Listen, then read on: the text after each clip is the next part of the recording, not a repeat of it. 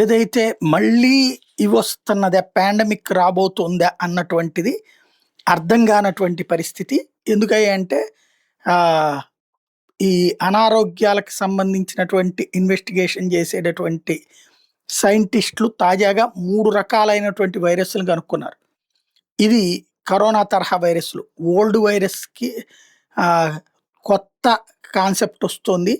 ఇవి ప్రస్తుతానికైతే నార్మల్‌గా కనబడుతున్నాయి. కానీ 3 వైరసెస్ వచ్చేటప్పటికి 2026లో ప్రమాదకరంగా మారతాయి అన్నటువంటి ఒక పాండమిక్ వార్నింగ్ ఇచ్చుకొచ్చారు.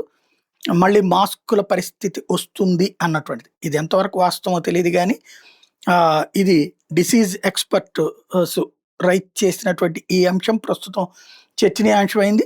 వివిధ దేశాలకు సంబంధించినటువంటి వైద్య ఆరోగ్య శాఖలు అందులోని నిజానిజాల్ని ఇన్వెస్టిగేట్ చేస్తున్నాయి. అందులో నిజం ఉంటే గనక ఆటోమేటిక్‌గా దాని మీద యాక్షన్ తీసుకుంటాయి.